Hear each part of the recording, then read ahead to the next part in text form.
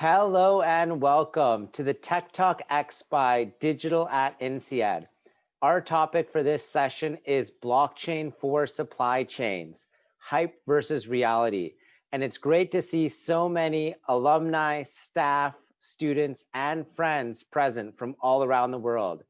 To intro myself, I'm Aly Madhavji, your moderator and managing partner at Blockchain Founders Fund, which invests in and venture builds top-tier startups and consults organizations such as the United Nations. I'm also a limited partner on Loyal VC and Draper Goren Home, an author of several books, and recognized as a Blockchain 100 Global Leader by Lattice 80, along with being a senior blockchain fellow at INSEAD. Now for today's webinar, it's part of the Tech Talk X series by Digital at INSEAD in partnership with Accenture Strategy. And thank you as well to Cointelegraph as our media partner. Tech Talk X are dedicated to exploring new digital technologies and their applications, as well as the impact of these on management, business, and society. Tech Talk X are both technical and business talks presented by leading technologists, thought leaders, industry practitioners, innovators, entrepreneurs, and academics. Tech Talks X span a wide spectrum of topics on both emerging and existing technologies and provide technology-specific insights as well as management, business, and societal perspectives. Please go to Digital at INSEAD for more information. Now, in terms of the etiquette, our audience is muted with video off and the chat box disabled. Please use the Q&A tab to suggest questions for our speakers. You can vote the questions up, so you need to help us find the most relevant questions for you. The webinar is recorded, and for technical issues, please email digital@insead.edu. Now, before we move to our participants, let's start off with a poll question. What is your experience with blockchain and DLTs, or distributed ledger technology? We'll give you a few seconds to answer. Okay, it looks like, I'm not sure if we see the answers come up there, but I don't see them there we go. Okay, so we've got some mixed understanding, but primarily individuals of our audience are curious, as well as organizations looking into it but no experience, which I think is perfect for this session. We do have 11% with a little bit of DLT experience in their organization, but our audience is still learning about it. So I think this will be a very informative session. And so I would actually like to introduce Sameer, who will help set the scene before we have our panel discussion to answer those burning questions about supply chain and blockchain, which you may have. Sameer Hasija is a professor of technology and operations management and the incoming dean of executive education at INSEAD. He earned his PhD in operations management and an MS in management science methods from the Simon School of Business at the University of Rochester, and his Bachelor of Technology from the Indian Institute of Technology in Madras. Our other two panel members are Dmitry and Philippe, PhD candidates in technology and operations management. And it's a pleasure to have you here, Sameer. Please take it away. All right. Hello, everyone. And Ali, thanks a lot for the introduction. And it's a pleasure to be here to do one of these sessions. It's always a pleasure to interact with the broader INSEAD community and to talk about a very important topic here, which is regarding blockchains, and in particular to what blockchains mean for supply chain. I do have the privilege and pleasure of having two of our really bright PhD candidates, Dmitry and Philippe, who will be sharing a lot of their insights from their research. I mean, these guys have been doing research which is really getting into the nitty-gritty of blockchains and trying to figure out what does it really mean for a supply chain. So I'm grateful that they're here to share insights from their research. I'm also very lucky to have them here because I'll be relying on them for all the tough questions, and I'll take the easy ones if that's okay, Ali. Okay, so let me not spend too much time here and straight away get into the details of setting up the scene before I invite Dmitry and Philippe to take over. Before I get started, can you see my slides? I think they're visible. Okay, so now, just for the sake of setting up the scene, I do want to talk a little bit about what blockchains are. Now, I'm guessing everybody in this audience has some basic idea, or they've heard about the idea of a decentralized distributed ledger, which is safe, which relies on a network, is immutable, and hence has some nice properties.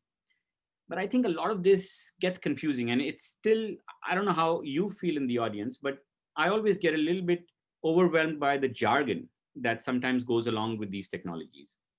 So even at the possibility of oversimplifying things and perhaps losing a little bit of accuracy, let me try and explain it in the simplest possible way that I can explain a blockchain. Imagine back in the day that, let's say, Aly and I were getting into a trade, and Aly was selling his factory to me. He was an owner of a factory, and he wanted to sell that factory to me. Now, back in the day, he and I would have to figure out a way to go through this transaction. And what would happen is, I would say, Aly, why don't you give me the papers of your factory? You sign it off in my name, give me the title, and I'll check everything. And once everything is okay, I'll give you the money. And Aly would be, well, Sameer, that's all cool, but I'm not too sure if that's the way we're going to do things. Why don't you give me the money? I'll make sure it reaches my bank. I'll check that everything is okay with that. And once all that has been verified, I'm going to give you the title and the papers of the factory.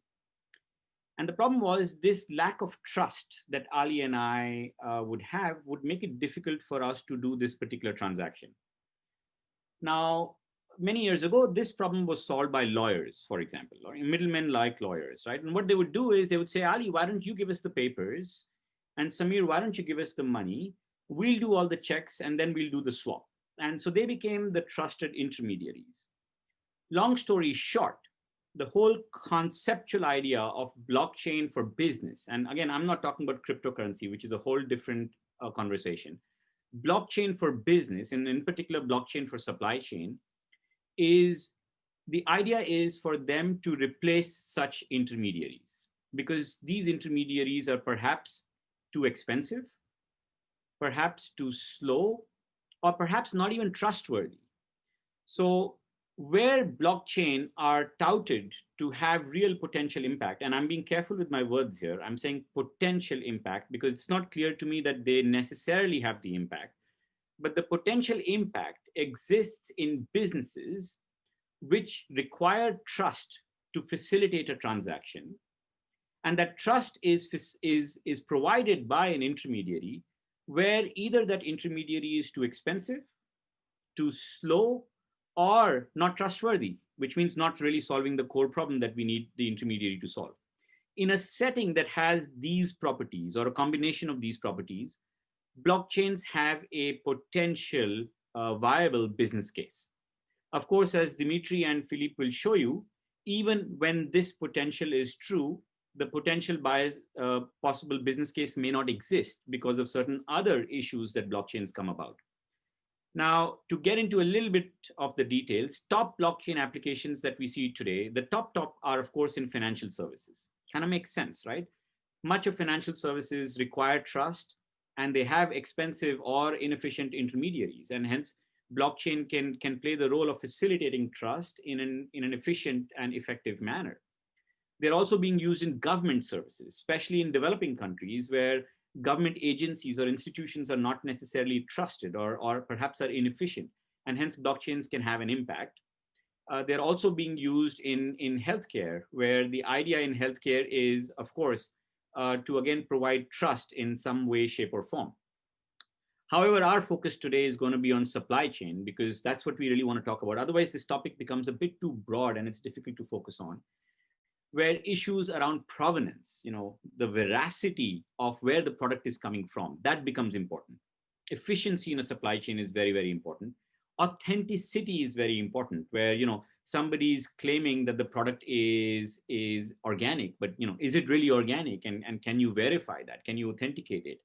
So a lot of these factors are issues that have plagued supply chains for decades now.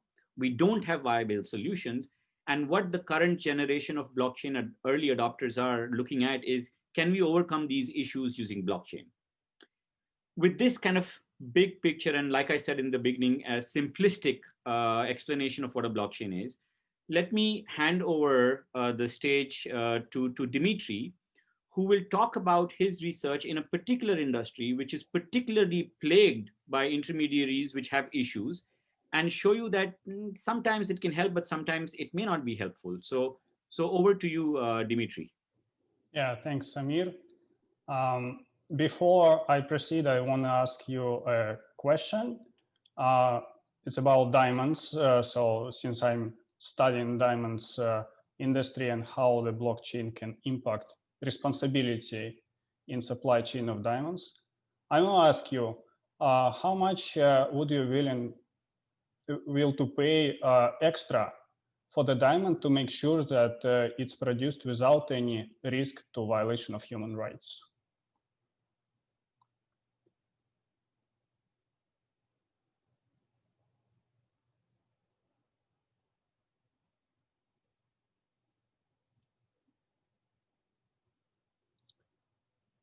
Yeah, okay. Now I'll explain what the issue is. We see that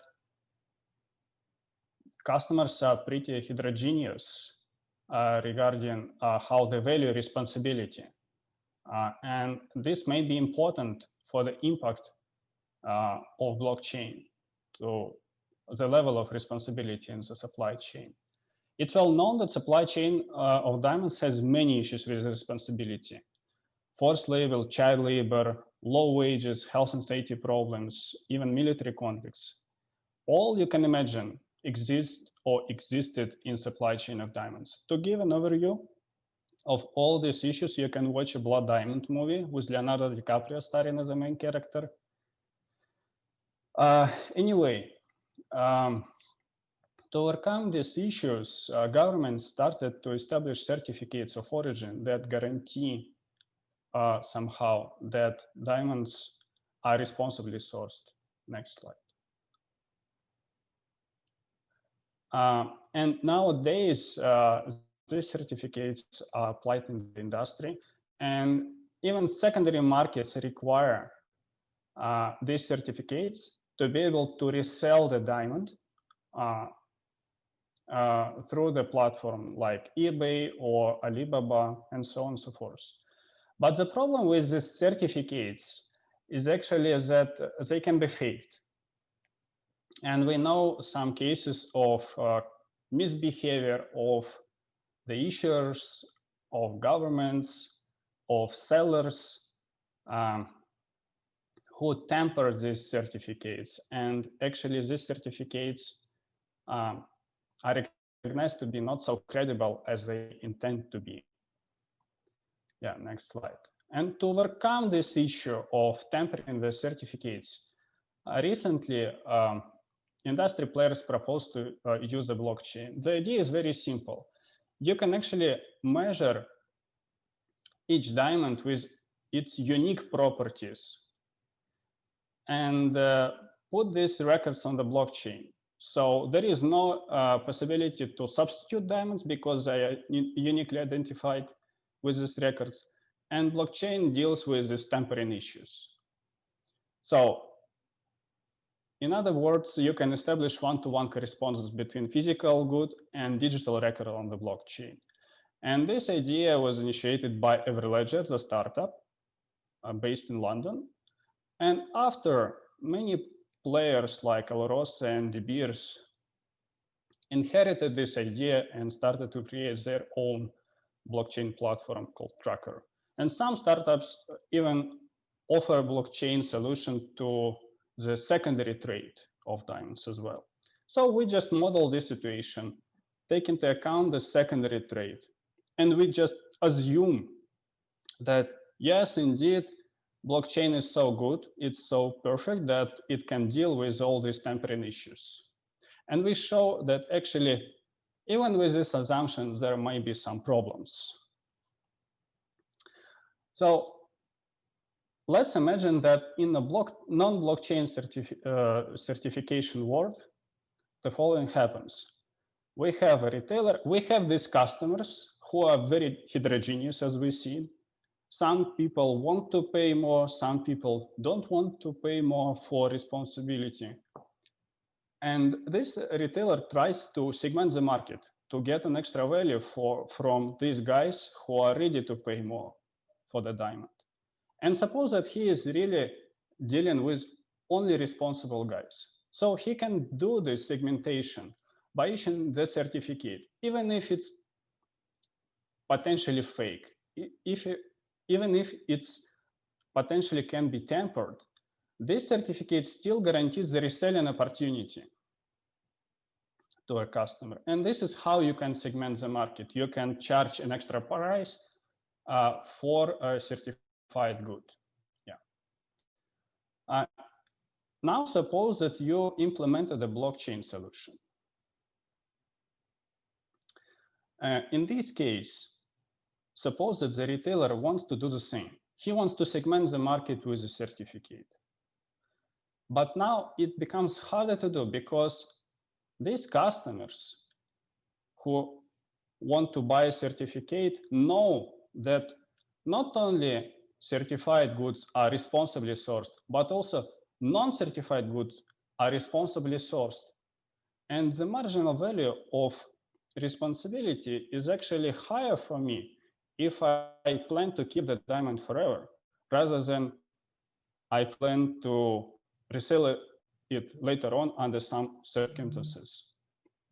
This makes this segmentation to be harder for the retailer. And he may actually be willing to change his sourcing strategy. And he may start to source from a risky supplier just to segment the market. And this is the main result we have. And with these results, of course, you can open the discussion how to deal with this stuff. You can imagine many regulatory policies that can handle with it. For example, you can imagine that to source from a risky supplier is prohibited, but now it's tricky because you facilitate black market trade.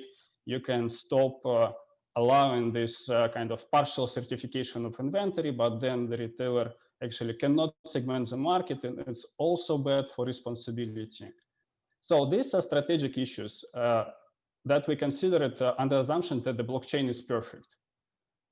And we see that even at this assumption, there are some issues with responsibility under blockchain implementation. Moreover, apart from the strategic factors that we considered, there are other operational issues that firms face when they implement blockchain solutions. And Philippe will discuss them now. Yeah, so thank you, Dmitry. Also, welcome from my side. And let me pick up where Dmitry left off, that we do need the right regulatory framework, but we also need to solve some strategic issues to make blockchain work. But even if we fix all of this, we still have some practical issues in many of the applications that we see. So let me also quickly start with a poll here.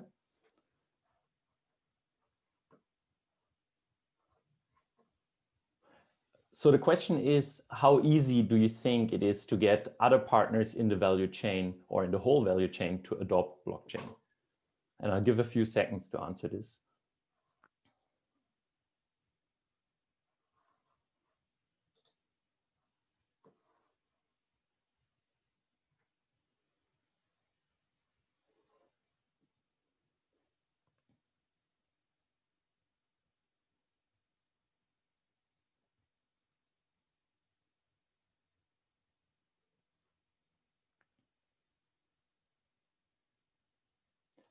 Okay, could we see the results here?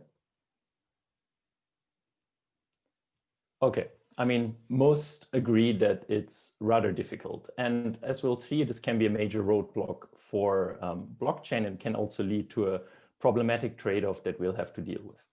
So I'll stay for now with traceability, which was essentially the topic that, or the supply chain application that Dmitry was discussing in the context of diamonds, where it's about having transaction information and using that transaction information to establish the processing history as well as the origin of some product.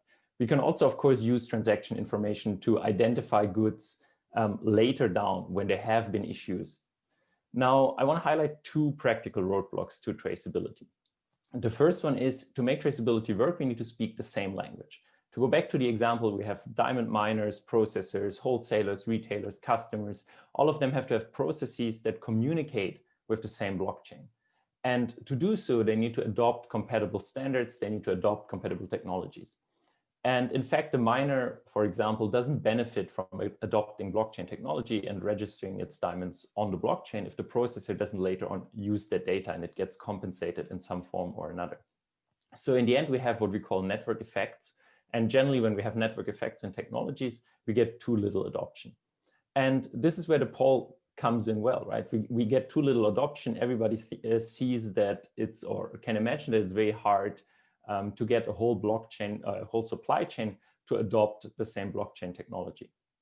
And this is where intermediaries can come in. Generally, an intermediary that drives the technology has an interest in solving this problem, in solving the adoption problem by kickstarting adoption, for example, through subsidies. And in fact, we have some research that shows how to do this best. But the problem is, as Sameer was mentioning at the start, we said that blockchain is probably most beneficial when there's no trustworthy intermediary that we can find. So what do we do? Like, how do we kind of solve this problem? On the one hand, we don't want to have intermediaries that are too close to the process because we don't think we can necessarily trust them. So if intermediaries do get too close to the process, we have no point in using a blockchain. If an intermediary, however, is too far away, or there is no intermediary, there's no interested party in kind of promoting and spreading the solution, which is kind of where, for example, permissioned blockchains come in that do record transactions on a blockchain, but limit access to the system. Now, some might argue, of course, that if we do trust an intermediary with getting access, then we could also have just a cloud-based system without the technological complexity of blockchain, but that potentially gives too much control to the intermediary. So if you go to the second slide, we'll see a second issue next to kind of this network perspective, which is what systems does blockchain, at least in the traceability world, replace? And I think essentially the old systems to get to some traceability are traditional ERPs that are interlinked generally in a relatively tedious manner through EDIs.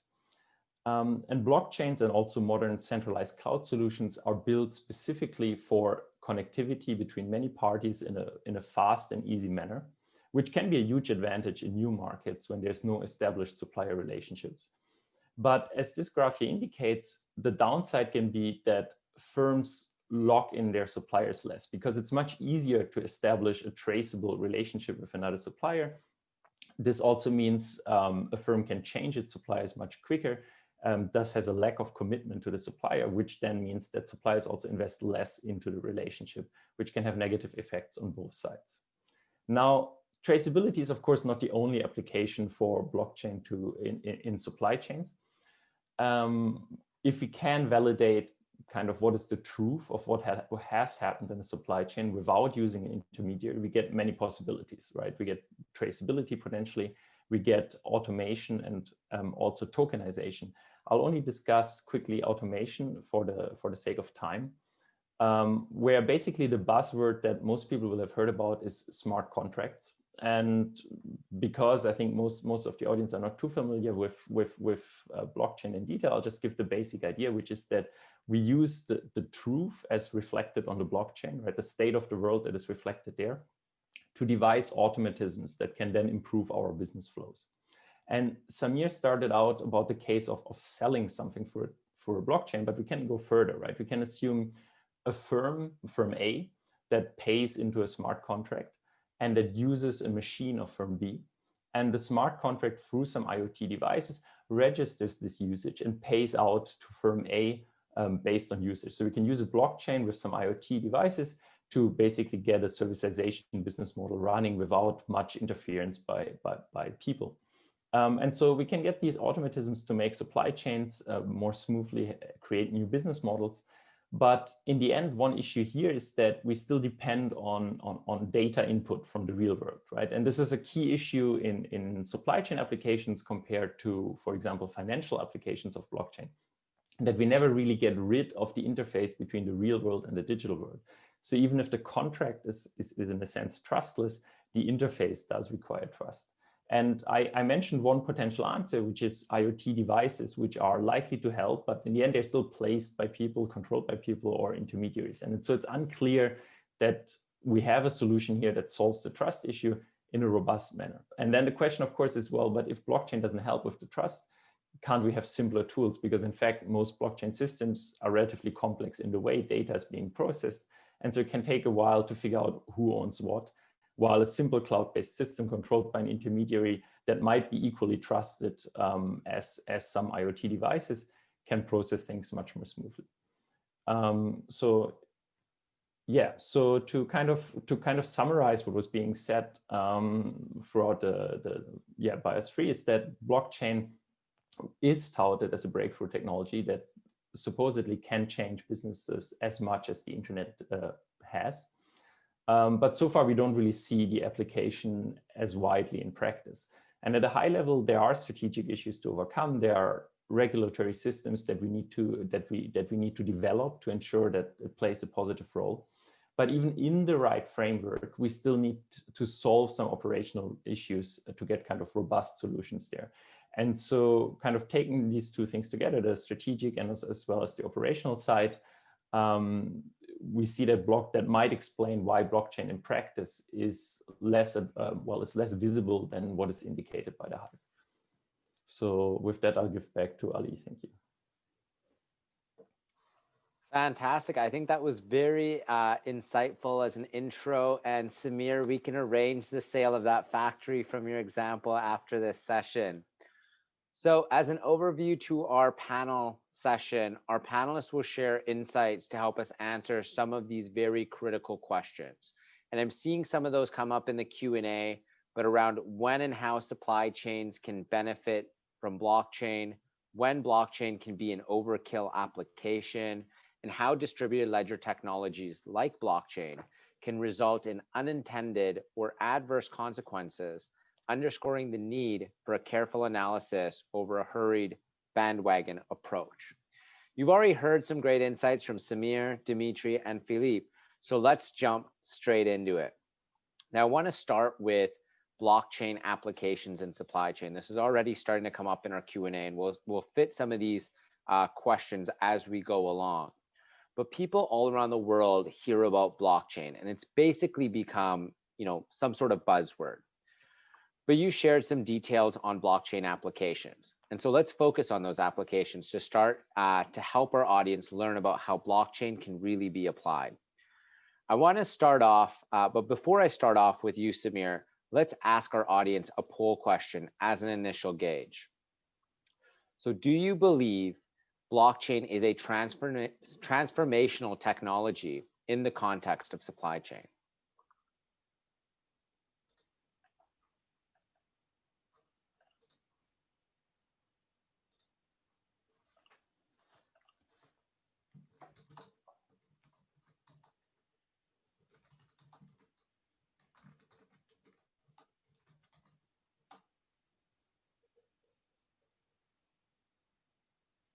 We'll give it a few more seconds for those poll votes to come in.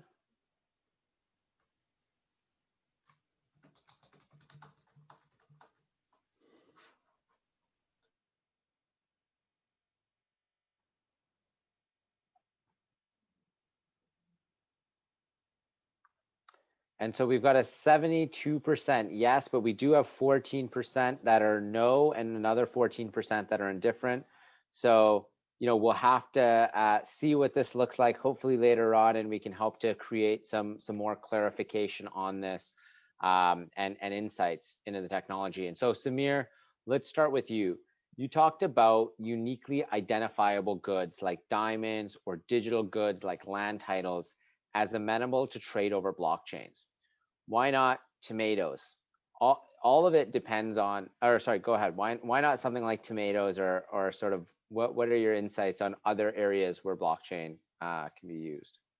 Ali, I'm glad you brought this up. This is a question that I have been talking about a lot with everybody when I speak to about blockchains. See, here is the issue. We are trying to establish trust. As I said, trust is a very important element of what a blockchain is trying to do.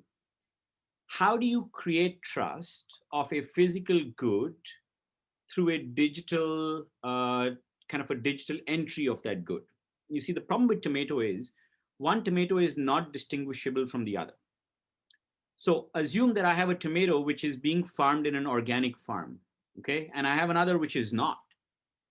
And even if you could verify that I do have an organic farm, which by the way is another issue in the blockchain, how are you going to verify that? And this is something that Philippe talked about, that somehow we have to trust the process of information being brought into the digital world.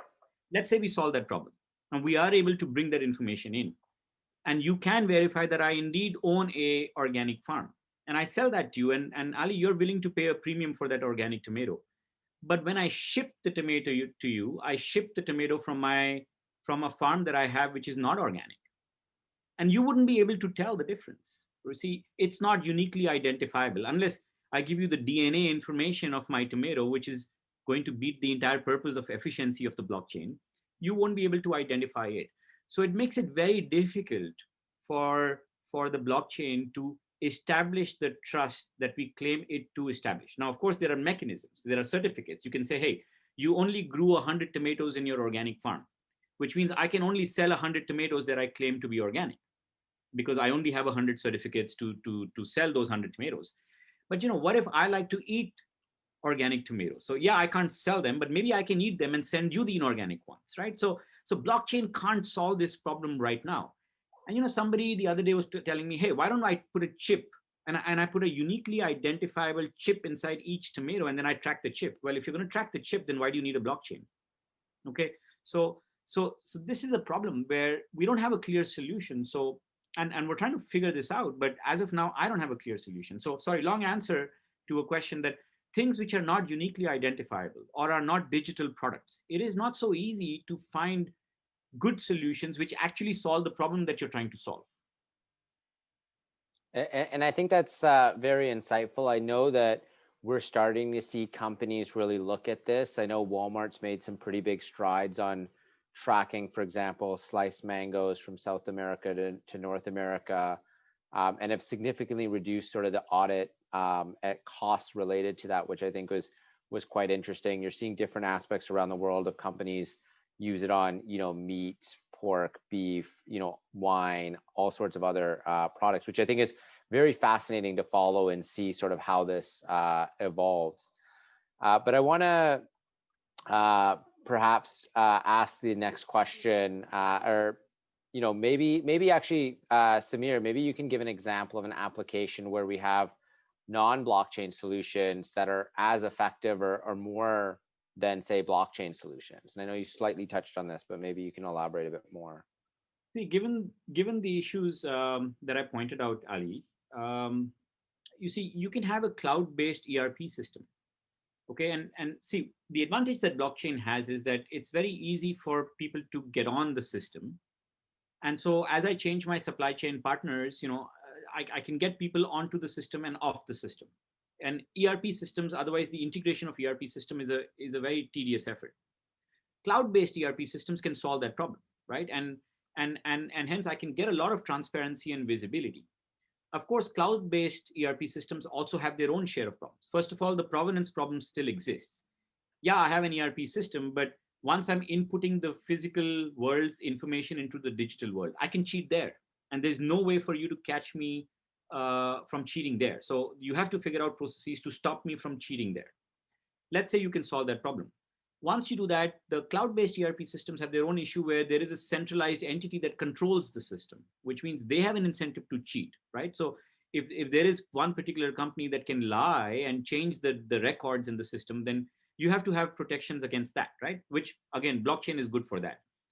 But the advantage, of course, is that they're more efficient, right? They don't require the amount of technology and the use of power and all those things that currently blockchain requires. I mean, blockchain is almost like using a bazooka to kill a fly to some extent, right? So there's a lot of computer science infrastructure or technology infrastructure that goes behind something that a cloud-based system can replicate. And again, if you're solving the problem of provenance by putting IoT, Internet of Things chips on products and tracking them, then a cloud-based system is good enough. You don't need a blockchain system on top of that, right? So again, modern ERP systems, which are based on APIs and clouds, they can solve many of the problems, but that blockchain is trying to solve.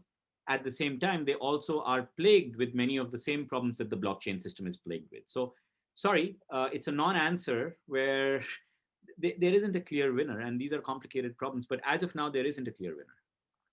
No, and I think that's very insightful, Sameer. I think for our audience to sort of touch on, these not being maybe theoretical issues. I mean, you can think to, and some of you might be in Europe, might be aware of, the horse meat scandal in 2013, for example, where horse meat was labeled as beef, in as many as 13 countries, at places like Tesco.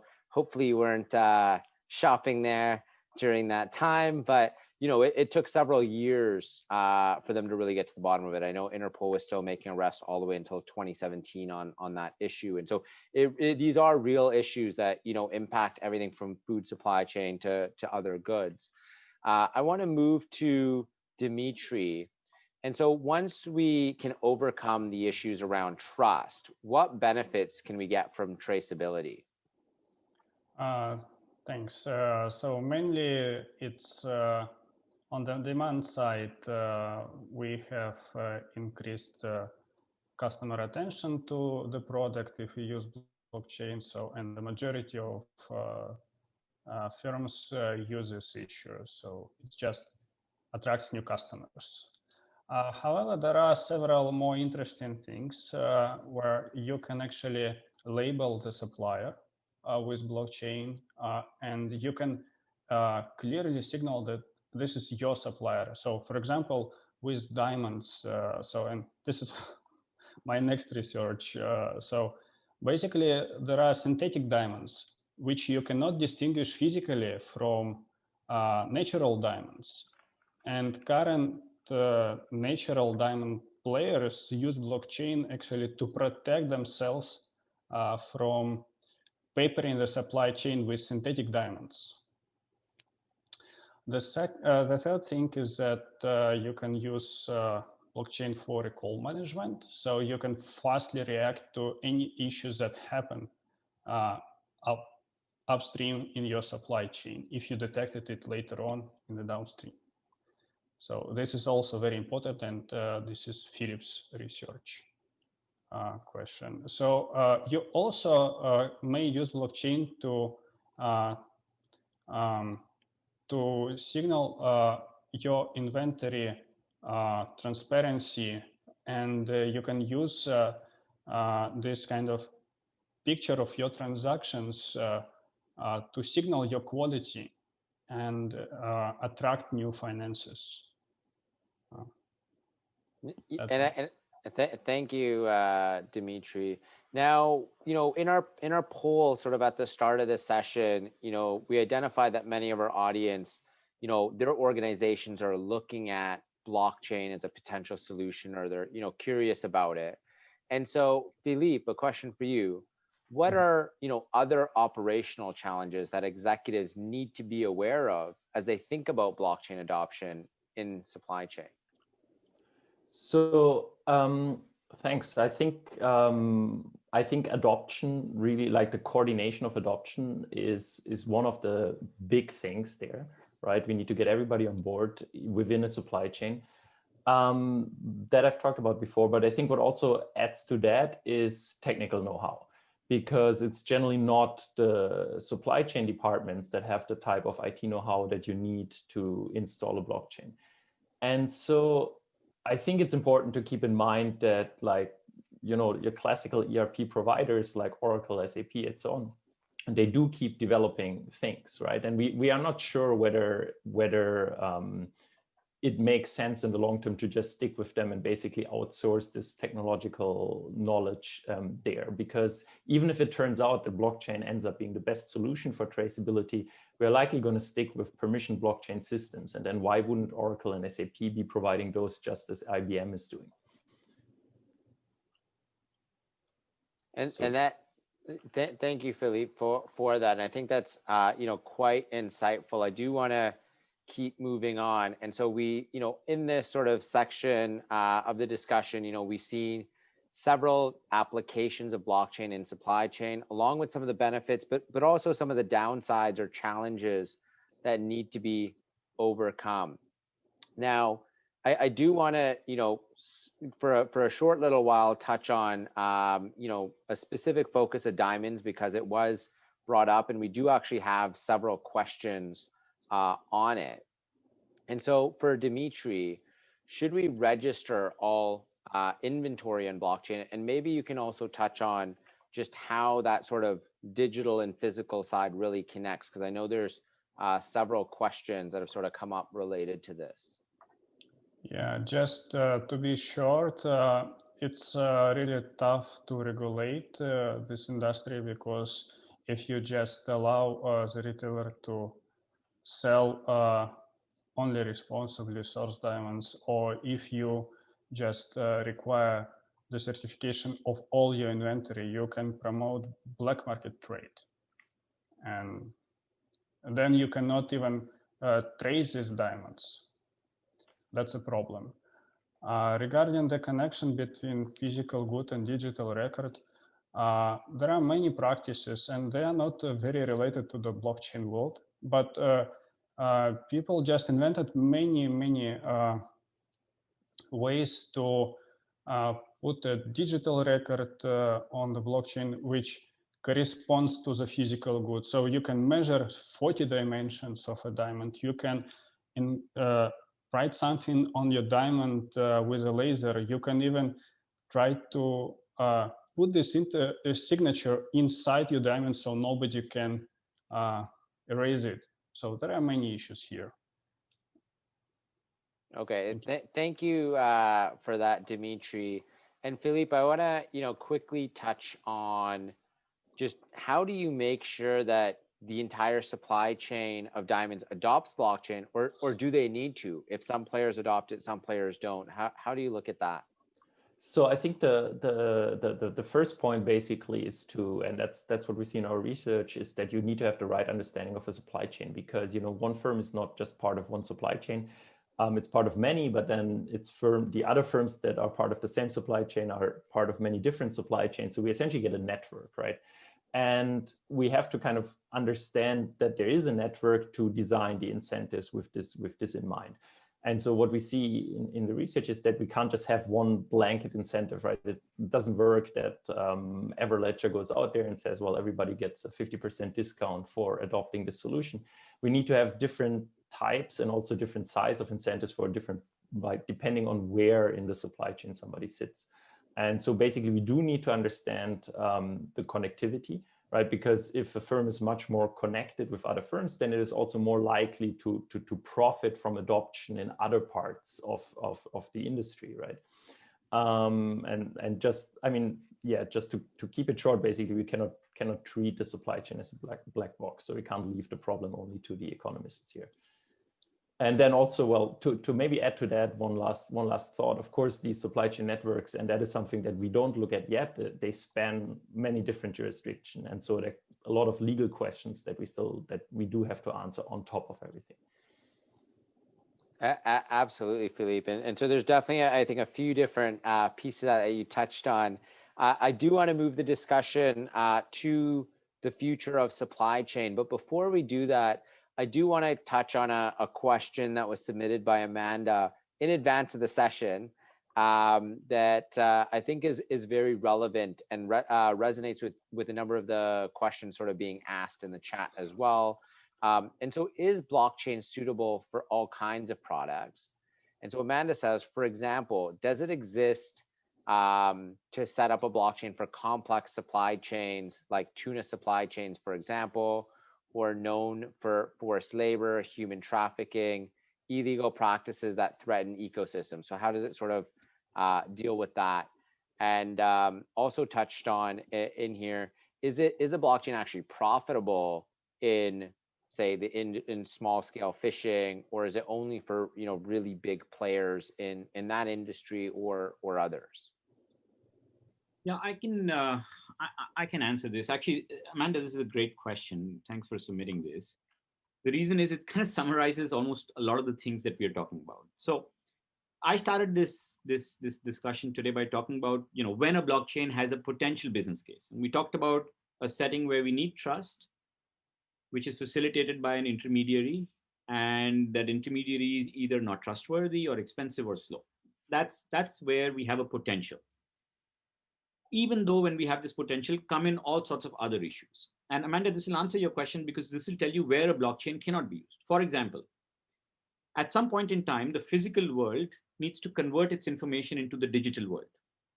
If that process of information conversion is not trustworthy, you're not solving the problem.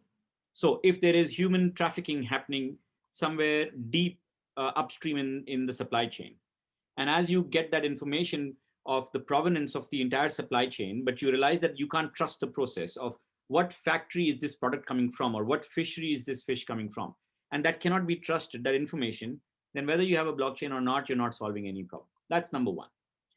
Second problem exists, as I said, of uniqueness. If the product that you're selling on the system is not unique, then some amount of gamification can happen, where I can sell a product that even if you can trace its history, I claim it's the product, but the one that I ship to you looks like that product, feels like that product, has every single property of that product, but is not exactly that product.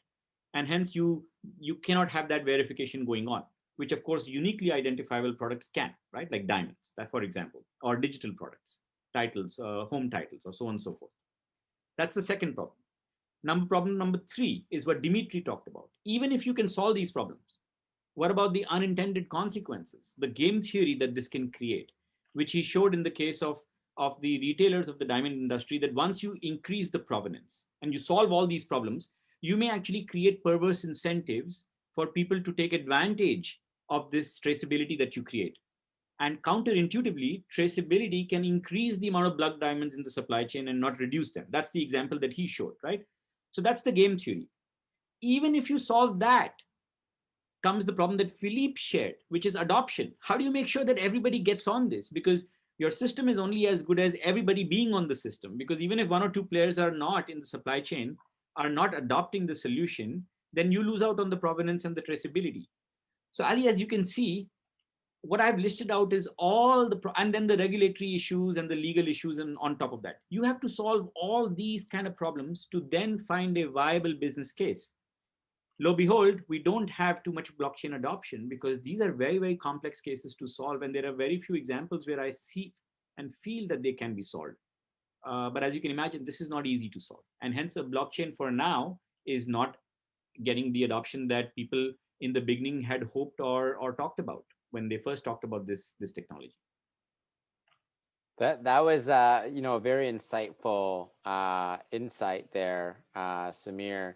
And I want to move to the future of supply chain. I'm sure our audience would agree that this has been insightful to understand some of these case studies and progress. But I'd like to structure the questions to give our audience a compass to navigate the blockchain space. Where is it best to use blockchain? Where is it not?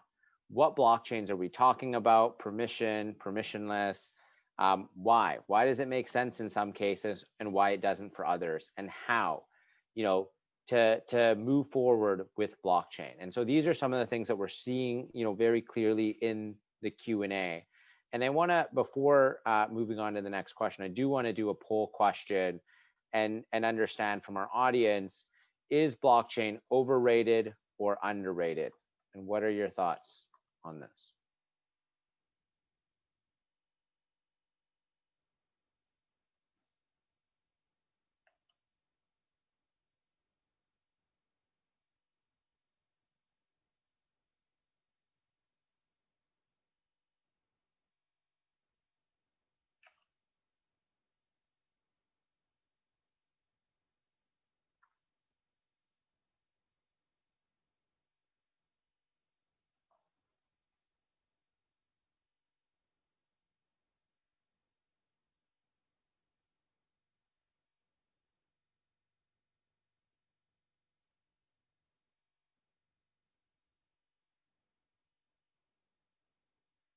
Okay, and so we'll just give it a second to wrap that question up. And so we actually see that our audience is saying 42% that it's overrated, or actually 54% overall overrated or significantly overrated. And the rest of our audience primarily has essentially neither overrated or underrated. So that is an interesting insight. And our panel members may touch on that as part of answering the following questions. Sameer, I do want to go back to you on this. So with this new technology that is touted to avoid the need for trust, if regulation is modified to make it happen, can this technology be disruptive for businesses? Ali, absolutely. Once we start figuring out regulatory frameworks, monitoring frameworks that can allow for solving the issues that we are talking about, it can be very, very powerful, right? It has some very good properties. So even when you're putting the information from the physical to the digital world, we only have to monitor that one point of entry. After that, the blockchain can then keep the provenance, which then becomes very valuable, right? So there's a lot of benefit here too, but we need to figure out how to overcome the issues. To give you a small example that I really like, I believe this technology can disrupt the disruptors. Okay, being a bit simplistic, but think about this. Why do we need intermediaries like Grab Taxi or Uber or Airbnb? That world where you go and get a private car to pick you up, these intermediaries are providing what? An automated contract, a little bit of trust, because the person picking you up is somewhat known. There's a rating there. You kind of know they're an employee, or well, today California told you that they are no longer employees. But nonetheless, there is some level of verification and trust. But why can't we have a blockchain solution that replaces this, where people can simply go and transact with each other and share their assets with each other, and then automated smart contracts actually make payments that move from one to the other? And hence we can get rid of these so-called disruptors in the market to some extent. Now, of course, the Grab taxis and the Ubers of the world, they're aware of this, which is why they constantly keep creating new lines of business, right? Like today, Grab Taxi is as much as a fintech company as it is a taxi company, right? So and Uber is going to do the same too in North America very soon, and of course they're trying to do it as we speak. So what I'm trying to say is that the technology has quite a lot of disruptive power, and it can certainly, once we overcome the issues that we talked about, it can start behaving in a way that can facilitate organic trade in the market and eliminate many intermediaries that sit in the middle: insurance intermediaries, financial intermediaries, these taxi companies, Airbnb, so to speak. And that can be quite revolutionary in terms of the amount of what you would call as challenging the existence of firms, challenging the existence or facilitating the existence of a gig economy. And it can become very, very powerful there. And I do believe it has a role to play there, but it will require us to overcome these adoption issues, the trust issues, the immutability issues, and the unique identifiable issues. So once we are able to overcome that, I suspect blockchain can become a very powerful way to facilitate transactions between individuals and hence getting rid of intermediaries. Now that is a bold vision, Sameer, in the future. I'm going to check with you in 10 years or so on that one.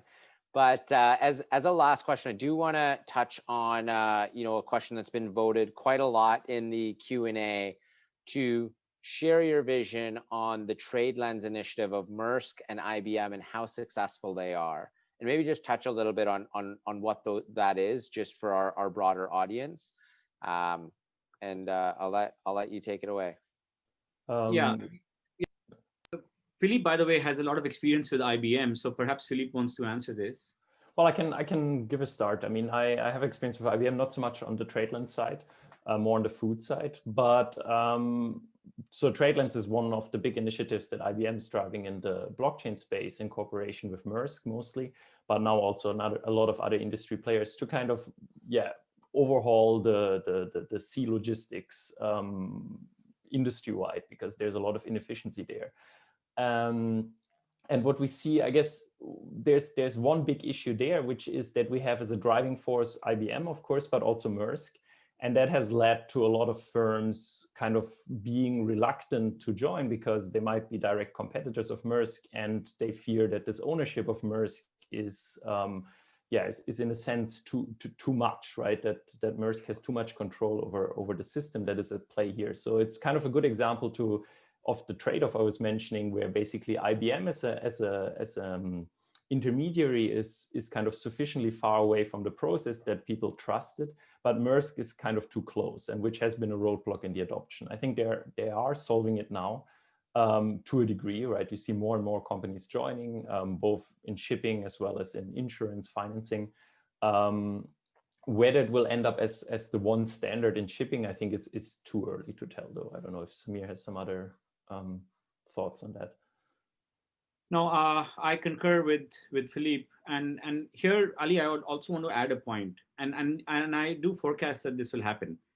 The IBM and this whole Tradelands initiative will stop calling it blockchain very soon, and they'll start calling it a distributed ledger, because really much of the blockchain technology is not needed for doing what they're doing, right? And a distributed ledger system with open APIs, whatever, closed APIs, but open within the ecosystem of partners, can solve many of these problems, right? So again, I think we have to understand what exactly is the crypto part adding to this, or the computer science stuff that goes with blockchain, as opposed to just making sure that the systems are talking to each other that create trust and transparency. So that part is not clear to me right now, but certainly it is picking up traction, as Philippe said, and the reason it's picking up traction is because IBM is still pushing it and is taking front seat on this rather than being passively hoping for adoption. So IBM is really trying to push this as the next wave of innovation from their side. Yeah, thank you for that response. I think Reese and everyone that sort of upvoted that question, will find that quite insightful. And I think Philippe's experience from there as well at IBM is quite unique. And so overall, this has been a very insightful discussion from our incredible panel. I'd like to thank each of you. And I can personally say that I've learned a lot, and I'm sure our audience will agree. I'm encouraged by the transformation of supply chain with blockchain technology. Now, for our audience, be sure to check out the INSEAD MOOC on blockchain in enterprise on Coursera. It is definitely one of the best resources globally on the technology. Now, to wrap up, a feedback email will be sent to each of you, including a video recording, the slides, as well as further readings, including the INSEAD Knowledge article. And there are several upcoming Tech Talk X's and webinars. So be sure to check out some of these great sessions coming up. So there's Marketing Utopia or Marketing Dystopia on November 10th. INSEAD marketing professor Klaus Wurtenbrock will be talking about his recent research in machine learning-based algorithms, which can tailor product offers, advertisements, prices to individuals in real time. Utopia has become real for marketers. What are the consequences for consumers? Product Games Finals on November 23rd. Product Games is our annual global product management competition for talented MBA students from all over the world. And this year's Product Games will take place virtually and focus on sustainability. So on November 23rd, you can join us for keynotes and panel discussions with leading product management executives and INSEAD faculty. This will be followed by pitches of the 4 games finalists and the announcement of the jury's decision for the winning team. And the Tech Talk X on Sender on December 8th. Join INSEAD's Deputy Dean, Peter Zemsky, in a discussion with David Nothaker on his startup Sender, probably Europe's next unicorn. Sender is Europe's leading freight forwarder, offering shippers access to a connected fleet of thousands of trucks. They focus on digitalization and automation of all road logistics processes. So I hope to see you at these incredible upcoming sessions, and have a wonderful day or evening wherever you are in the world. And thank you again to our fantastic panel. Thank you, Ali. Thank you, everybody.